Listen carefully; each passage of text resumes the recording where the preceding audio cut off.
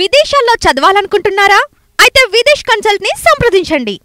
ఆంధ్రప్రదేశ్ ప్రభుత్వం కృష్ణా నది పైన మరొక ఆనకట్ట నిర్మించేందుకు ప్రణాళికల్ని సిద్ధం చేస్తుంది. గతంలోనే వైకుంఠపురం బ్యారేజ్ గురించి పెద్ద ఎత్తున చర్చ జరిగింది. 2018లో దీనికి సంబంధించినటువంటి శంకుస్థాపనలు కూడా జరిగినాయి.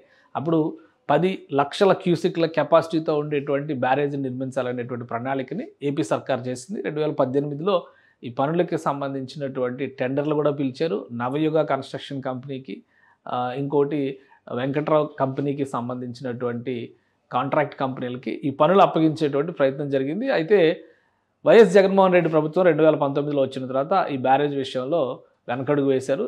ఆ నిర్మాణాన్ని ఆపేశారు కూడా. సో ఇప్పుడు ఉన్నటువంటి తాజా పరిస్థితుల నేపథ్యం, అమరావతి నిర్మాణం జరుగుతున్నటువంటి తీరు, ఎగువన ఉన్నటువంటి కృష్ణానదిలో వచ్చేటువంటి వరదను నియంత్రించడానికి ప్రకాశం బ్యారేజ్కి పులిచింతలకి మధ్యలో ఒక ఆనకట్ట ఖచ్చితంగా ఉండి తీరాలనేటువంటి నిర్ణయానికి ఆంధ్రప్రదేశ్ ప్రభుత్వం వచ్చింది. అసెంబ్లీలో దీనిపైన ఒక స్పష్టమైనటువంటి ప్రకటన కూడా చేసింది. ఈసారి 10 లక్షల క్యూసిక్లు కాదు, ఏకంగా 15 లక్షల క్యూసిక్ల కెపాసిటీ ఉన్నటువంటి బ్రిడ్జ్ కట్టాలనేటువంటి ఆలోచన చేస్తుంది. వైకుంఠపురాన్నే దీనికి వేదికగా చేయబోతుంది. అసలు ఏంటి వైకుంఠపురం కథ ఏంటి ఒకసారి పరిశీలించేటువంటి ప్రయత్నం చేద్దాం. వైకుంఠపురం అనేది ఆంధ్రప్రదేశ్లో ఒక హైదరాబాద్ నుంచి వైకుంఠపురం వెళ్ళేటువంటి రూట్లో కనిపించేటువంటి ప్రదేశం. ఇది ఒక విధంగా చెప్పాలంటే కృష్ణానదికి ప్రకాశం బ్యారేజ్కి ఎగువన వచ్చేటువంటి ప్రాంతం. ఈ ప్రాంతంలో మనం ఒకసారి ఇది జూమ్ చేసి చూస్తే కనుక గూగుల్ మ్యాప్స్లో కూడా చాలా క్లియర్గా కనిపిస్తుంది. ప్రకాశం బ్యారేజీ ఇక్కడ ఈ ప్రాంతంలో ఉంటే కృష్ణానదికి ఎగువన దాదాపు ఒక 40-50 కిలోమీటర్ల ఎగువన ఉండేటువంటి 50 కిలోమీటర్ల పైనే ఒక ఎగువన ఉండేటువంటి ప్రదేశం కింద మనం దీన్ని చూడాల్సి ఉంటుంది. ఈ మధ్యలో ఎక్కడ కూడా నీటి నియంత్రణకు సంబంధించి కృష్ణానదికి పెద్ద ఎత్తున వరదలు వస్తే నియంత్రించేటువంటి వ్యవస్థలు ఏవి కూడా ఈ ప్రాంతాల్లో లేకపోవడం అనేది ఒకేసారి వరద పోటు పెరిగిన సందర్భంలో ఇబ్బందులు పడుతున్నటువంటి పరిస్థితులు చాలా ఎక్కువగా కనిపిస్తున్నాయి. ఈ నేపథ్యంలోనే విజయవాడ దగ్గర ప్రకాశం బ్యారేజ్ ఉంటుంది. ఇక్కడ అమరావతికి అతి సమీపంలో చూస్తే కనుక ఈ ప్రదేశంలో వైకుంఠపురం కనిపిస్తుంది. సో ఇక్కడి నుంచి అమరావతి రాజధాని నిర్మాణం, ఇది అమరావతి పాత అమరావతి టెంపుల్, ఇది ఇక్కడ అమరావతి రాజధాని నిర్మాణానికి సంబంధించినటువంటి సీడ్ క్యాపిటల్ ఏరియా ఇక్కడ నిర్మాణం జరుగుతుంది.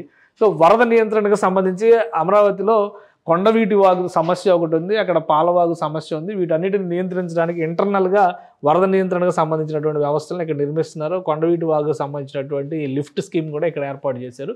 కానీ కృష్ణానది పోటెత్తినప్పుడు, మొన్న విజయవాడ బుడమేరు పొంగిన సందర్భంలో కృష్ణానది పోటెత్తినటువంటి సందర్భం 2 నదులు కూడా విజృంభించినాయి. అటు మున్నేరు, ఖమ్మం జిల్లా నుంచి వచ్చేటువంటి మున్నేరు కూడా పెద్ద ఎత్తున ఈ ప్రాంతంలోనే నీటిని తీసుకొచ్చి కలిపేటువంటి అవకాశం ఉంటుంది.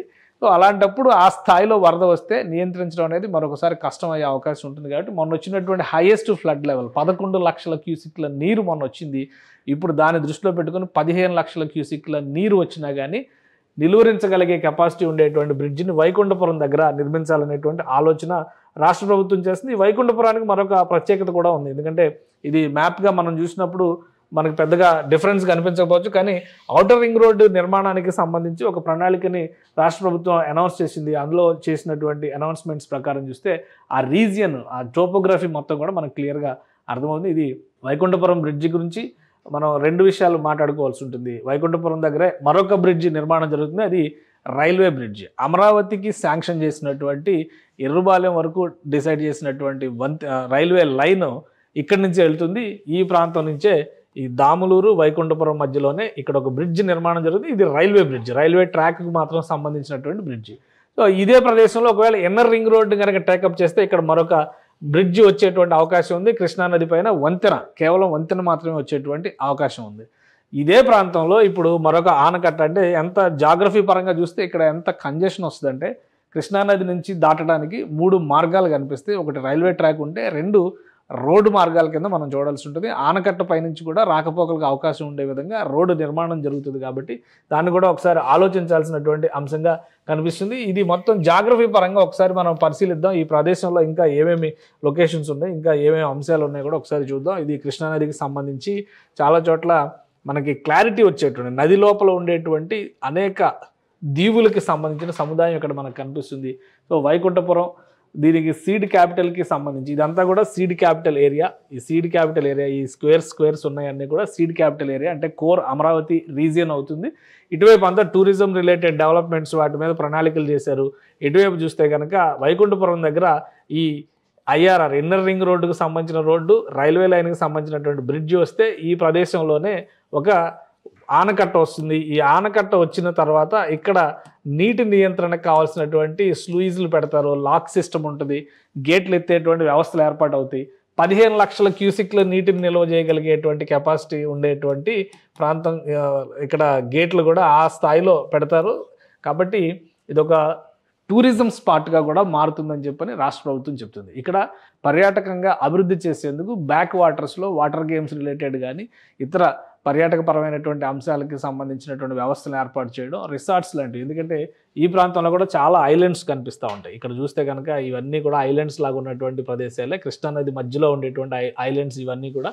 ఇక్కడ ఎలా అయితే ప్రకాశం బ్యారేజ్ దగ్గర మనం గమనించి చూస్తే ఇది మొత్తం భవానీ ఐలాండ్. భవానీ ఐలాండ్ ఎలా అయితే మనం చూస్తామో అదే తరహాలో ఇక్కడ కూడా ఐలాండ్ టూరిజంని డెవలప్ చేయొచ్చు అని చెప్పని ఆంధ్రప్రదేశ్ ప్రభుత్వం భావిస్తుంది. దీనికి సంబంధించి 4,000 కోట్ల రూపాయల వరకు అంచనా వేశారు. 4,000 కోట్ల రూపాయల ప్రణాళికతో ఈ బ్యారేజ్ని అతి త్వరలోనే నిర్మాణ పనులు మొదలుపెట్టేటువంటి అవకాశం ఉంది. ఎందుకంటే దీనికి కొత్తగా డిపిఆర్లు చేసేటువంటి అవకాశం ఉండదు. ఓన్లీ కెపాసిటీ పెంచుతున్నారు కాబట్టి. ఇంతకు ముందర 10 లక్షల క్యూసిక్లు చేశారు, ఇప్పుడు 15 లక్షల క్యూసిక్లు చేస్తున్నారు. కాబట్టి దానికి సంబంధించినటువంటి మార్పులు చేర్పులు మినహా మిగతా పెద్దగా మార్పులు చేర్పులు చేయడానికి అవకాశం ఉండదు. కాబట్టి రాష్ట్ర ప్రభుత్వం వీలైనంత తొందరగా వైకుంఠపురం బ్యారేజీకి సంబంధించినటువంటి పనులు కూడా ప్రారంభించాలని ఆశిస్తుంది. ఈ డిపిఆర్ ఇవన్నీ కంప్లీట్ అవ్వడానికి ఒక 6 నెలల సమయం పట్టొచ్చు. అంటే ఈ వర్షాకాలం తర్వాత వైకుంఠపురం దగ్గర బ్రిడ్జికి సంబంధించినటువంటి నిర్మాణ పనులపైన స్పష్టత వస్తుంది. ఈసారి ఎవరికి ఇచ్చేటువంటి అవకాశం ఉంటుంది, కాంట్రాక్ట్స్ అంతా కూడా మళ్ళీ టెండర్ ప్రొసీజర్లోనే ముందుకెళ్తుంది. ఎందుకంటే ఈ 5 ఏళ్లలో రేట్ రివిజన్ చాలా వరకు జరిగింది. వీటన్నిటిని దృష్టిలో పెట్టుకునే కొత్తగా టెండర్స్ కాల్ చేస్తుంది. ఒక 6 నెలల్లో టోటల్ పిక్చర్ అంతా కూడా దీనికి వస్తుంది. కానీ వైకుంఠపురం మాత్రం ఇప్పుడున్నటువంటి సినారియోలో మనం అబ్జర్వ్ చేసి చూస్తే ఈ వైకుంఠపురం ప్రాంతం మొత్తం కూడా రాబోయేటువంటి రోజుల్లో ఒక అతిపెద్ద టూరిజం స్పాట్గా మారేటువంటి అవకాశం ఉంటుంది. ఎందుకంటే ఇటు అమరావతి రీజియన్, అలానే హైదరాబాద్ నుంచి వచ్చేటువంటి నేషనల్ హైవే 65కి కనెక్టివిటీ ఉండేది. ఇక్కడ ఔటర్ రింగ్ రోడ్ స్ట్రెచ్, ఇక్కడ ఇన్నర్ రింగ్ రోడ్ స్ట్రెచ్, ఇక్కడ చూస్తే రైల్వే ట్రాక్. సో ఈ మధ్యలోనే అతిపెద్ద జంక్షన్ పాయింట్గా ఇది డెవలప్ అవడానికి అవకాశాలు కనిపిస్తున్నాయి. వైకుంఠపురం పరిసర ప్రాంతాల్లో ఉండేటువంటి ఇతర టూరిజం రిలేటెడ్ అంటే టెంపుల్ టూరిజం కావచ్చు, ఇతర చారిత్రక ప్రదేశాలపైన కూడా రాష్ట్ర ప్రభుత్వం అధ్యయనం చేస్తుంది. ఇప్పటికే మనకున్నటువంటి సమాచారం ప్రకారం రాష్ట్ర పర్యాటక శాఖ అమరావతి దాని చుట్టుపక్కల 100 కిలోమీటర్ల రేడియస్లో ఉన్నటువంటి చారిత్రక ప్రదేశాలన్నిటిని కూడా ఒక షార్ట్ లిస్ట్ చేసింది. దానిని సర్క్యూట్ల రూపంలో టూరిజం కోసం డెవలప్ చేయాలనేటువంటి ఆలోచన చేస్తుంది. కాబట్టి ఇప్పుడు ఇటువంటి బ్రిడ్జిలు వచ్చినప్పుడు అది మరొక సదవకాశంగా రాష్ట్ర ప్రభుత్వం భావిస్తుంది. కాబట్టి అన్ని విధాలా దాన్ని సద్వినియోగం చేసుకునేందుకు ప్రణాళికని పైన కసరత్తు చేసేటువంటి అవకాశం ఉంది. ఒక 6 నెలల్లో దీనిపైన మరింత క్లారిటీ వచ్చేటువంటి ఛాన్సెస్ ఉన్నాయి. సుమన్ టీవీలో మీ పర్సనల్ అండ్ బిజినెస్ ప్రమోషన్స్ కోసం కింది నెంబర్కి కాంటాక్ట్ చేయండి.